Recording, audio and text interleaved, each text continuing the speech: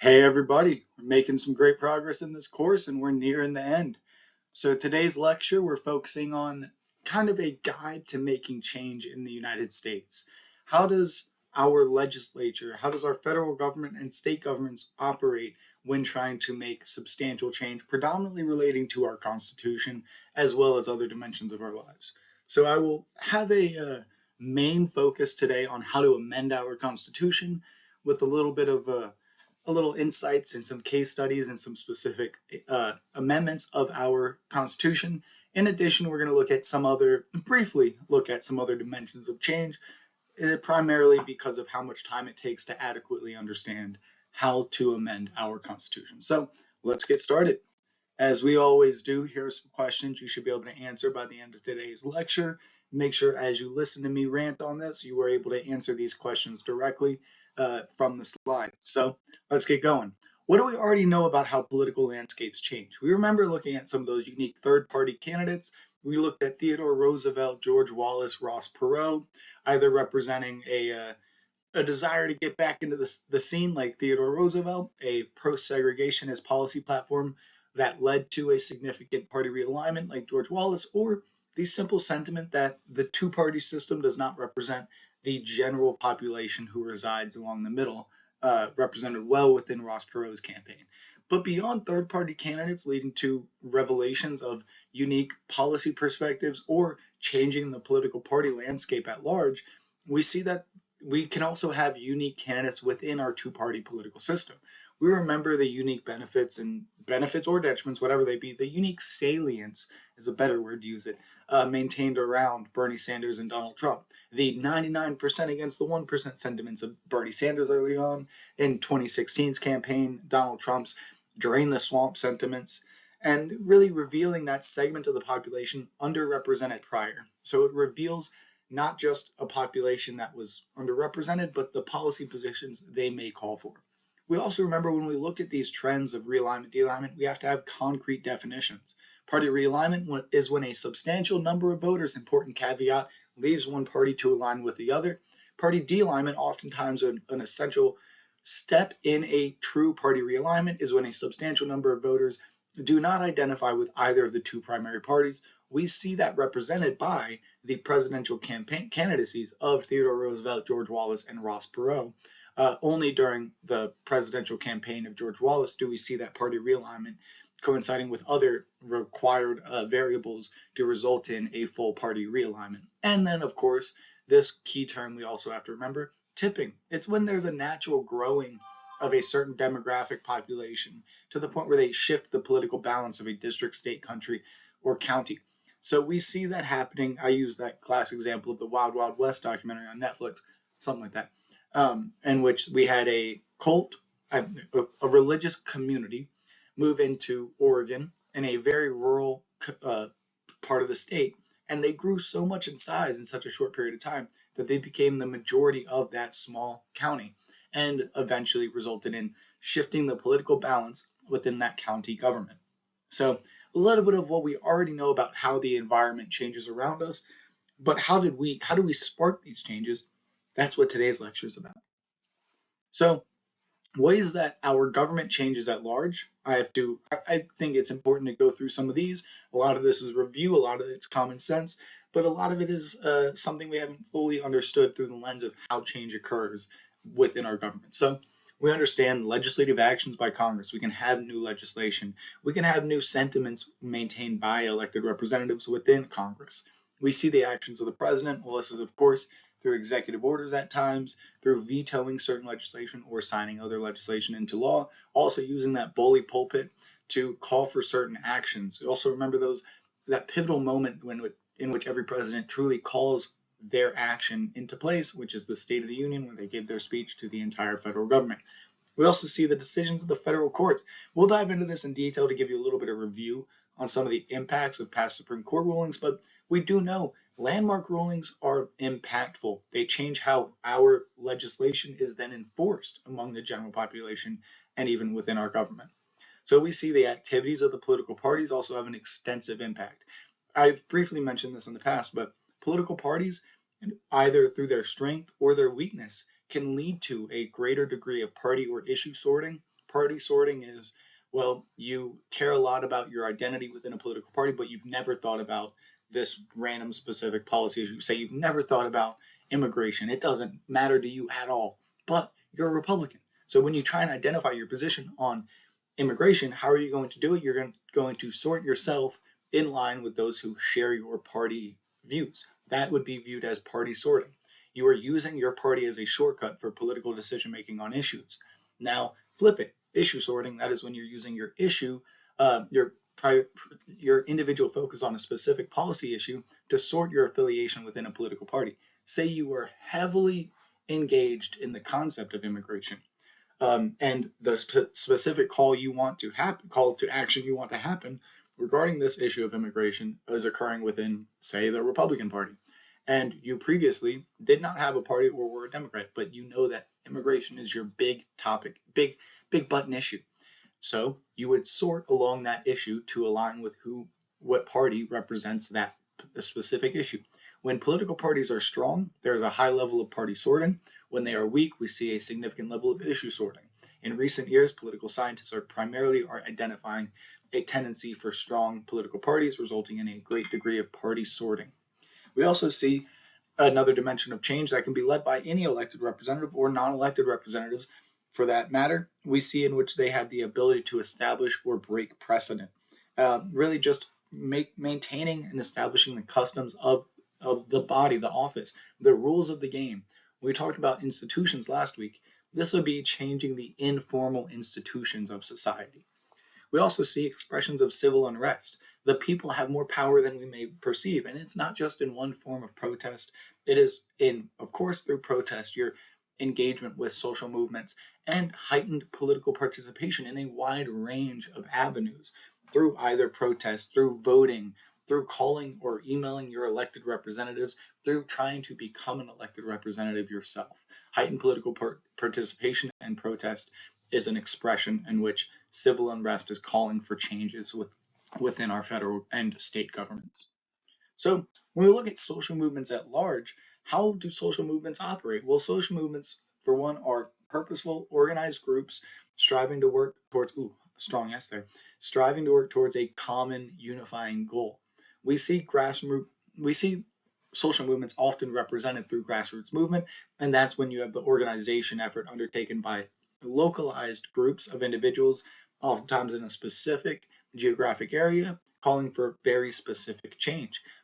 We see a lot of movements try and claim grassroots identities, although they may have more of a unitary origin, but grassroots movements are often represented when you have mass public support for a certain social movement.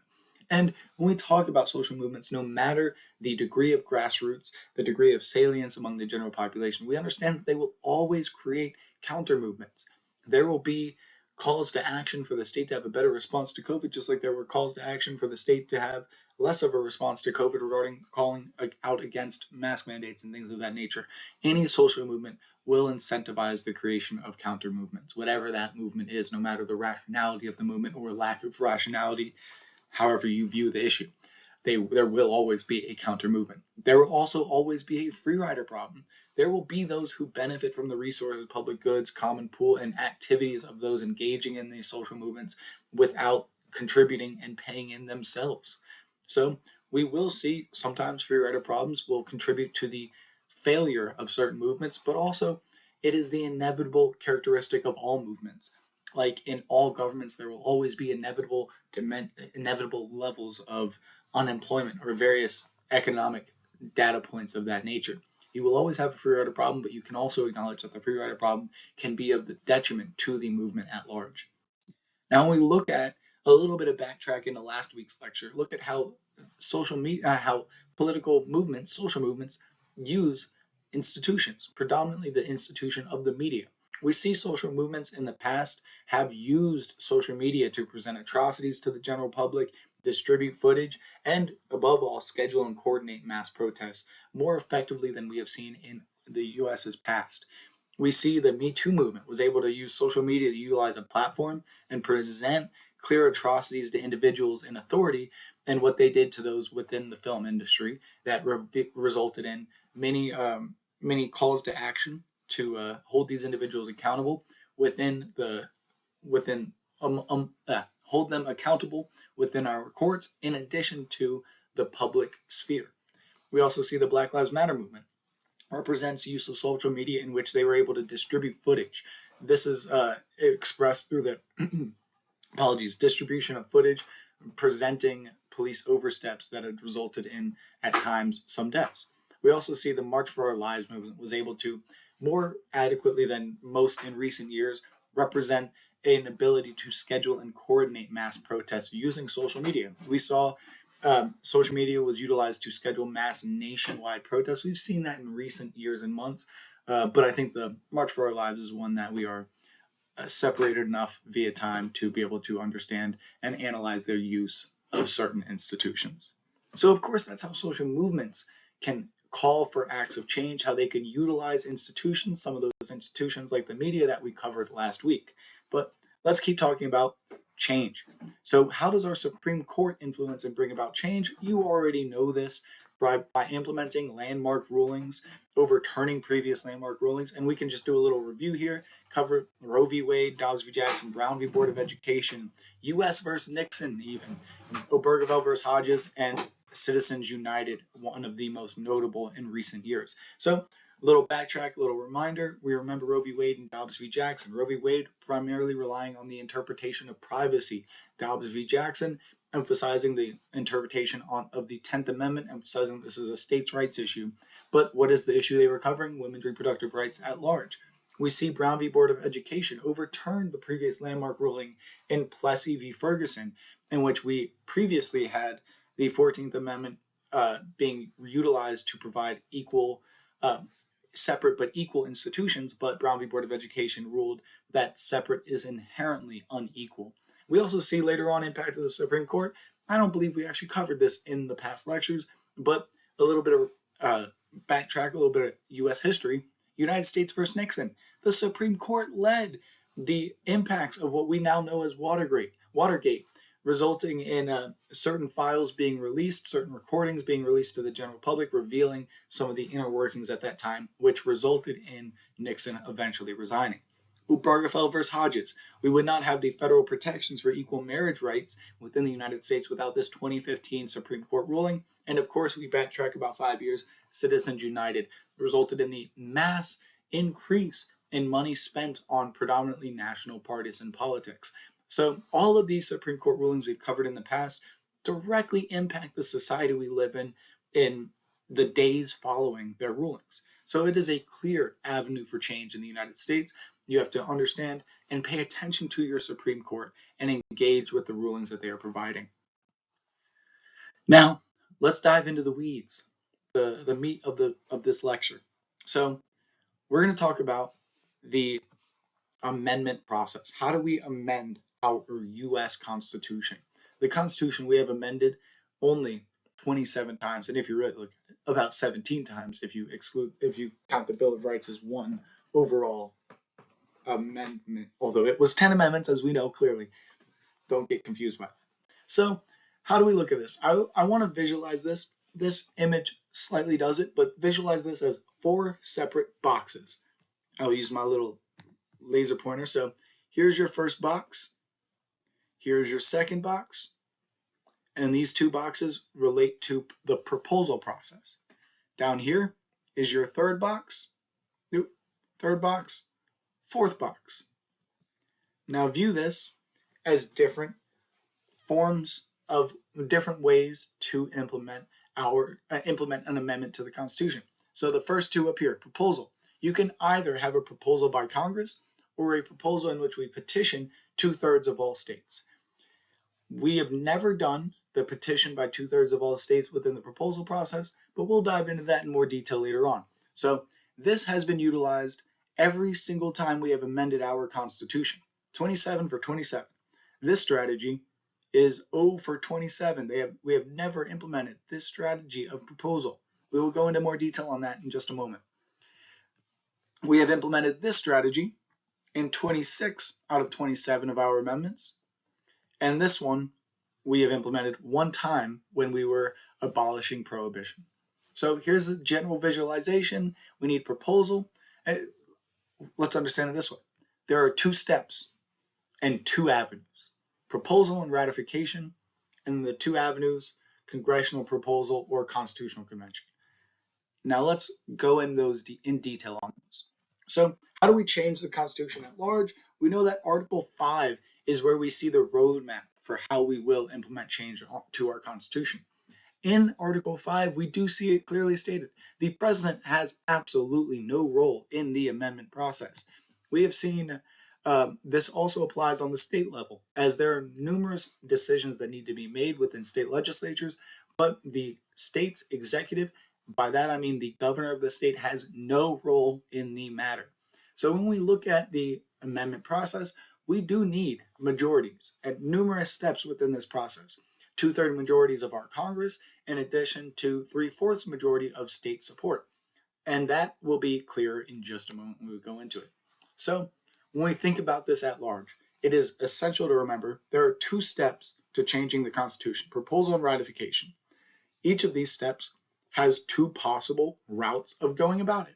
You can propose an amendment in one of two ways: proposal by Congress, this is how all 27 of our amendments have been proposed, or a proposal by Constitutional Convention, which has never happened, but we will look into it in more detail. We also see ratification, the second step in the amendment process.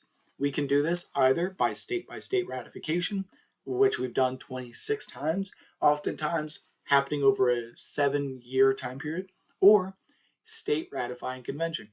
We have implemented this one time, overturning prohibition, the 18th Amendment, via the 21st Amendment. We'll go into that detail later on about how amendments relate to each other. So we will break this up in the next few slides as, let me bring in this red dot once again. This will be option A, option 1, step A, or whatever it is, 1A. This will be 1B. This will be 2A, and this will be 2B. And that will make more sense right now. So step 1, option A, congressional proposal. All 27 amendments to our Constitution were proposed in this form. This requires bipartisan support, as you need majorities within both bodies of Congress, the House of Representatives and the Senate. You need overwhelming majorities within both bodies at two-thirds support instead of a simple majority. So what does this step in the process look like? What are the sub-steps to this overarching step of congressional proposal? Well, first, we need to have a member of Congress propose the amendment to the Congress floor. This can be either a House of Representatives or a senator. Then, once it has been solidified and that congressman or congresswoman has proposed the specific text of the amendment, then it will move to a House and Senate vote. The same amendment must be voted on in both the House and the Senate, and they will do this on a case-by-case basis, the House and then the Senate, or the Senate and then the House, like we saw in the most recent government shutdown bills. So congressional votes will then occur. You need two-thirds majority in both bodies. If that occurs, then we move on to the next stage. And we have finished step 1, option A. And the ratification process begins. Because remember, proposal and ratification. So this is where we move on to the states for the second stage of the amendment process. We will look at how those differ in just a moment, because there are two possible approaches to maintaining for this step. Now, we're still on step 1. Remember, proposal. There's another way we can propose constitutional amendments, and this way has never occurred in U.S. history. Out of the 4 steps, this is the only one we have never seen applied in U.S. history. So, but we can actually, before I dive into that, we can think of one example of how a form of this could have been applied. When we look back at the Constitutional Convention of 1787, this basically is what happened, except the U.S. Constitution did not exist yet. What we did is we had a constitutional convention regarding the Articles of Confederation, but it was such a runaway convention, as I state there in the bullet point prior, that it resulted in the dismantling of that government and the formation of the United States of America and the formation of the U.S. Constitution. So After the ratification of the US Constitution, we have never had a constitutional convention, although one could argue that the Constitutional Convention of 1787 was a constitutional convention of the Articles of Confederation, not the US Constitution. So how does this process look? Although it's never happened in the United States, it starts with a formal request. 2/3 of all state legislatures, think of it. I don't want to make us all do math because I didn't want to do the math. I did it once, that's it. 34 states will formally request to meet to address the US Constitution. This happened in a form, of course, we did not have 50 states at the time, in early US when we had the Articles of Confederation, and they called for this convention, the Constitutional Convention of 1787. Remember why? Because Shays' Rebellion and other influencing factors. But they called that convention, they all met, and then the next step was, well, the convention has to occur, the formal gathering. Congress must then call for the convention once the state requirement is met. Once we have all of the state legislatures agreeing to meet and have conventions and have this convention, we will then have to have Congress call the convention. Once we have the convention, the states will appoint delegates. These will not be the legislatures. These will not be current members of the state legislature or the state executive or the state judicial, unless, of course, the state determined to appoint a delegate from that origin. But the delegates are determined. The delegates then have to meet to draft and propose one or more amendments to the Constitution. This is the only step, only option of all four in which it is allowed for more than one amendment to be considered in any given moment. And that is why scholars fear that the opportunity for a constitutional convention opens up the opportunity for a runaway convention that could excessively change the federal government, resulting in what we did to the Articles of Confederation after the Constitutional Convention of 1787, possibly creating a new state and dismantling the one we know today, if this form was implemented and done so with extensive change, as we saw in the Constitutional Convention of 1787. That's why we have this in our Constitution, not encouraged to be implemented, not an encouraged direction or route, but an opportunity if there is the dire need of the states to do so. So let's go to step 2, the ratification process. Step 2, option A. Why is it option A instead of B? Because we see it in 26 of the 27 amendments we've implemented to our US Constitution. So when we look at this option, this is the slowest step in the whole process and occurs over the span of multiple years. We see 7-year deadlines for many states to ratify their constitutions, and many states waiting until the end of that deadline to provide enough states to ratify. We even see in some examples, we just narrowly met this requirement when we look at constitutional amendments regarding the 19th Amendment expanding the right to vote for women in this nation. So we understand this process can result in some just making it before that 7-year deadline ends. So once again, we want to emphasize there is no governor involvement. Although this happens so heavily on the state level, the governor does not have a role in this process. So what does the process look like? The ratification by state legislatures. So first, the amendment has to progress past the proposal stage. Either way, the amendment makes it past the proposal stage, either through a congressman or woman proposing it like we do traditionally, or that unique convention in which we've never seen but could happen. If that occurs and we have amendments solidified, they will then be moved on to the state legislatures. And there are 2 options Congress can take when bringing the ratification process into effect. Either bring it to the state legislatures, as we see here, or to the public within the states, as we will look at on the next slide. But let's focus on if Congress moved the amendment that had already been formed, either through proposal or convention, to the ratification process via state legislatures, as we're looking at in step 2, option A.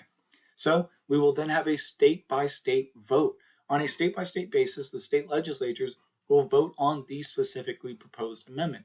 The state legislatures will all have unique rules on exactly how they will do this, and it differs by state. But then if we get the approval and ratification by majorities in 3/4 of all states, then we will see that the amendment considered and ratified by 3/4 of all states, then is a part of our US Constitution. But let's look at that other approach in which they didn't want these state legislatures to determine the issue. And we'll look at some examples of why that might be the case. So, what is step 2, option B? The option we implemented one time in US history. Why did we use it? Well, this was an approach that when you enter the ratification process, this approach puts it into the hands of the public instead of the hands of the state legislatures. So we did this when we ended prohibition in the United States. Why did we do this to end prohibition? Because we knew the general public had a sentiment favoring the ratification, the dismantling of prohibition, although the state legislatures, as the history books claim, were firmly under the grasp of interest groups focusing on maintaining prohibition. So we see if this went to the state legislatures, there would be a low chance that it would have been ratified. But if we bring it to the public opinions within the states, then it is a higher likelihood of ratification. So let's go through the step-by-step process. First, as always, as we talk about with either of the ratification steps, that the amendment has to pass the proposal phase, either through congressional proposal or convention. So then Congress can call for the ratification conventions. Once an amendment has been proposed, and moves into the second ratification step, it can be moved to the states where they hold individual state conventions. And Congress can do this when they bring it to the state convention route or the state legislature route.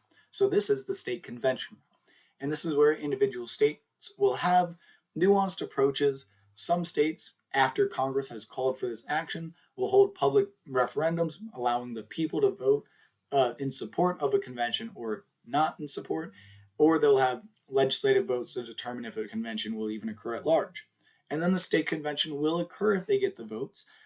States will appoint delegates. Of course, these are not immediately the legislatures of the state, but individuals appointed to act as delegates. They will vote on the amendment at the convention occurring at the individual state level. And if enough states have gone through that process, ratifying the amendment, then it becomes a part of our federal constitution. And the number of states needed to go through this process is 38. So we see this as a process that enables the public to have more influence in the ratification process compared to the previous proposal in step 2, option A, in which we have ratification by state legislatures. So there are 4 steps in the process. There are 4 options, and we understand this as 2 steps, proposal and ratification, with each of those steps having 2 options within them. Congressional proposal or congressional or convention for a proposal, which has never happened, or we have ratification by state legislatures or ratification by state conventions. So let's look at the Montana case, but not how Montana influenced any specific amendment, because, well, that could take some time. We'd have to spend a lot of time focusing on each individual amendment, and it's hard to pick which one because they're all so exciting. So instead, what we're going to do, we're going to look at the Montana State Constitution at large. And how did the Montana State Constitution come to be? Well, Montana has had 2 state constitutional conventions, 1889, which we all know about, and 1972, which we also all know about. So let's rewind. 1884, 5 years before the official Montana State Convention, we have a proposal, and we have the first draft of the state constitution written, but rejected by the federal Congress, which resulted in Montana maintaining as a territory for another 5 years until 1889, when we had the Montana State Convention. And we implemented the creation of the state of Montana, as it was also accepted by Congress. So in 1972, this is where we looked at our previously implemented constitution and said, this is outdated and requires revision. The previous constitution had excessive influence concentrated in the hands of a small few, had excessive influence granted to mining corporations that had complete control over the region. So the 1972 Montana State Convention was a call to provide more democratic access to the state government in Montana, and an aim to implement the modernized state constitution. So we see there was a call for 100 delegates to meet at the state capitol, similar to how we look at that option within the constitutional amendment process that's never been taken. We send delegates to meet and debate the Constitution, draft the Constitution. And well, these 100 delegates, they did not represent the legislature, but they were aimed at representing the population. They were younger than the legislature. They were more partisanly diverse. This was right around the party realignment, so there actually were more Democrats than Republicans, but it was a period where Democrat does not mean what you may think today, so it was actually quite representative of the population. And then we see these individuals held committee structured discussions. There were a wide range. I've seen lists of roughly 9 to 10 committees focusing on the environment, the economy, labor industries, these specific dimensions of governance. And they use that committee structure to debate how we will structure our government and our constitution to address the needs of all of these committees and interest groups. Although we did not have lobbying at the time. And then we see this was officially solidified through a ratification process in which we provided the public the ability to vote on the ballot on the new constitution. And the public in the year 1972 voted 50.55% in favor of the new constitution. And it was implemented and later upheld by the Montana Supreme Court. So just a little case study into the Montana State Constitution and the origins of it via a state constitutional convention. So let's go into a deep dive into some specific amendments. For one, the Prohibition Amendments. We have to remember this for one primary reason: the way we can repeal a previous amendment if it does not align with the needs of contemporary society. So the 18th Amendment went into effect. This is what's known as prohibition. It prohibited the right to drink and distribute alcoholic beverages, highly restricting those from being able to access these goods, but it also did create an underground industry of speakeasies and the legal bars and distributors of alcoholic goods, sometimes even putting individuals at health risk, as we had more backroom breweries and distilleries that sometimes did not maintain perfect health codes. So it resulted in a notably wealthy illegal industry. It resulted in that illegal industry not having the health and safety regulations that benefited the population prior. And we also beyond this see that the public did not like this policy. So we have one thing that's evident here. We have the public standing adamantly against a policy, but there was also an industry advocating within the states for elected representatives to not follow the public's appeal and dismantle the 18th Amendment and instead protect it. So that's why we see step 2, option B, being chosen when we were looking at the ratification process for the 21st Amendment. And we, instead of bringing it to the state legislatures, who were well under the control of of the industry, as there was regulatory capture, as we mentioned last week, of that industry. So they brought it to the public for them to vote on the ratification of this amendment. And we do see the eventual ratification of the 21st Amendment, and the only amendment in which we implemented via a ratification process of state conventions. So what does this slide particularly tell us? It tells us that if you want to abolish or retract a past constitutional amendment, you must, and there is only one way to do this, you must implement a new constitutional amendment. And we can see that through the case study of prohibition and the relationship between the 18th and 21st Amendments. And we continue on. This is one of my favorite amendments to do a deep dive on, the 27th, because it was ratified. For one, it is our most recent amendment, ratified in 1992 in the world that we can most easily relate to our own today. But it also originates from, well, an assignment that mirrors the one you have to do and complete in just a few weeks. And that is where a college student at Texas University was tasked to write a term paper for their American government course. This term paper was calling for students to identify a proposal to the US Constitution and address what it could be and how we could implement it. Well, this student thought, I have a great idea. I'm going to go back to James Madison, because we remember, beginning of the course, as every American government course covers, our Bill of Rights was not originally just 10 amendments. It was 19 and originally 17 that were accepted by the House of Representatives. So out of those 17 amendments that we have a written document providing us an understanding of, which ones maybe should have been involved? That's what that college student asked. So he went back and he revisited, or she, I don't remember if it was a male or female, the student went back and revisited the amendments represented in James Madison's first 17th Amendment Bill of Rights. And there was one he noticed as standing out. What was originally the First Amendment to our Constitution.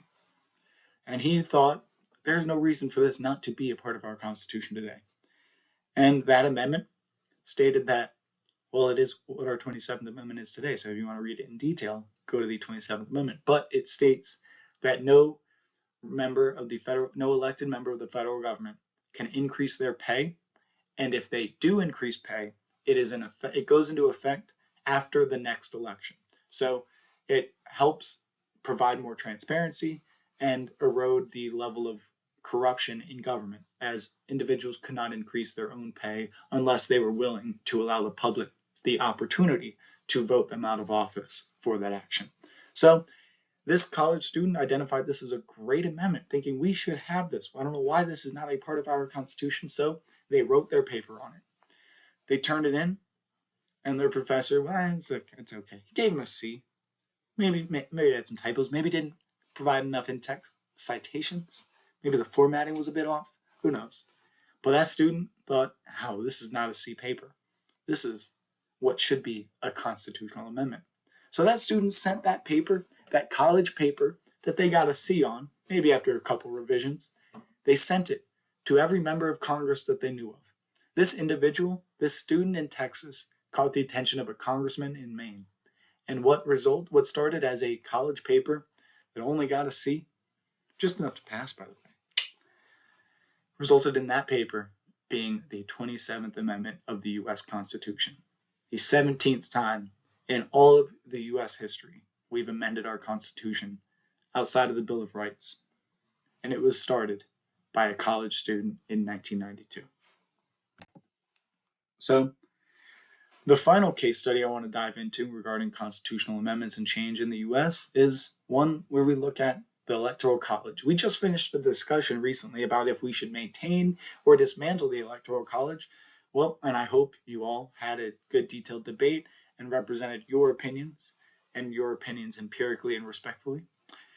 But let's backtrack and look at that again. So we remember in 1968, there was a proposed constitutional amendment, and this constitutional amendment had notable progress in the House of Representatives. The House voted to implement the new amendment, 338 individuals in favor with 70 against, passing, obtaining that 2/3 majority. We also see at the exact same time Gallup poll, a database that I strongly suggest you utilize if you were relying on any data about public sentiments. Well, we know that at the time, if you took a screenshot of history, that screenshot would tell you that 80% of the population was in favor of abolishing the Electoral College, bringing the presidential vote to a simple majority rule. Well, what happened? We've mentioned this briefly in the past, but there was a filibuster in the Senate. Strom Thurmond successfully filibustered. Strom Thurmond, the individual who held the record for longest official filibuster at 24 hours and 18 minutes, filibustered the constitutional amendment proposing the abolition of the Electoral College. This resulted in the Senate the Senate was actually 5 votes short of cloture. Remember, that is the vote that ends a filibuster. And we never saw a Senate vote being held on the House amendment, on the constitutional amendment that made it through the House. And we see this all occurring at the time of the 1968 election, in which George Wallace gained a significant amount of votes and led a political party realignment, creating the shift that we see persisting to date. So one thing we also have to remember, a little bit of review here, that winner takes all. All electoral college votes go to the winner of the election. However we determine that winner is another issue. But once we have a winner of a presidential election, we grant them the entirety within each state. We grant them the entirety of that state's electoral college votes. The sentiment that 80% of the population was not in favor for at the time. Although, due to how hard it is to implement a constitutional amendment, we still see the persistence of this institution, for better or worse. Many argue it's beneficial, as we saw in those last discussions. And I think there is valid arguments on both sides. So, what is what I think one of the best means of making change in the US? Well, it's through political science research. A lot of what we can do, a lot of how we change our amendments of our Constitution is started with a little political science research, just like that 27th Amendment. So I wanted to just give you a little bit of overview of some key terms to remember, emphasize, and try and implement when you try and maintain research within this field. I know the paper I've been a little strict on, gave you a lot of mini comments about how to be empirical, the need for quantitative analyses, and how maybe some of your papers, not many of you, could implement a comparative analysis. But we also remember when we look at political science research, it's important to understand it like we understand all things in the social sciences as a story. What is the story? Well, it's a story that starts with a question, eventually results in somebody reading into that question, reading into what people previously have said about how they tried to answer similar questions. And then it results in you saying, all right, if this is what everybody else has said about this question, these are the answers that have come, what if I try and challenge or test this possible answer? I'm going to take my question, I'm going to embed it in the literature, and I'm going to create a hypothesis and challenge that hypothesis. And then you're going to choose the research method. Are you going to maintain a quantitative? Are you going to find data of surveys, experiments, statistical analyses that help you measure this question and your hypothesis? Or are you going to have a qualitative analysis? You're going to maintain I would say this is more so a historical interpretation of an issue. Are you going to look at recorded experiences in the past, interviews, case studies of a specific example, archival research? Are you going to look at the text of our founding fathers to see the sentiments they maintained on certain issues? Are you going to have a comparative analysis? Are you going to study variations across countries, states, environments, people, times, identity groups, or any other collective you could imagine? Or, well, which of those analyses are you going to maintain? You have to choose your method of analysis. And sometimes you can have a mixed method. You can implement quantitative and qualitative analyses side by side, although it's a challenge. It's a very big challenge. And sometimes quantitative are easier to defend. But once we've identified a method, we have to figure out how we're going to measure that method. What metric of analysis? I've told a lot of you to find a metric of analysis. Your paper might say it is better to have a system in which political polarization is low. Well, how are you going to measure political polarization? How do we know if it's low or high? What do we know? What is better? How do you measure better? Better in what way? Better for the population? Better for the government? Well, those are two completely different metrics. Be as specific as possible. In what way is this better, and how can we prove it beyond a reasonable doubt with data, most likely? And how can we measure the thing you're even talking about? Say it's political polarization. How do we measure political polarization? What measures are we at now? Why does it matter? Well, after you figure out how you're going to measure the important aspects of your question, your hypothesis, then you gather the data to then measure it. You analyze that data. And once you've done all this, there's a good chance you're sitting there at the end of a paper thinking, oh, wow, I think I found an answer to my question. And just as an individual, I want to emphasize, think. We may find the best answers to certain questions.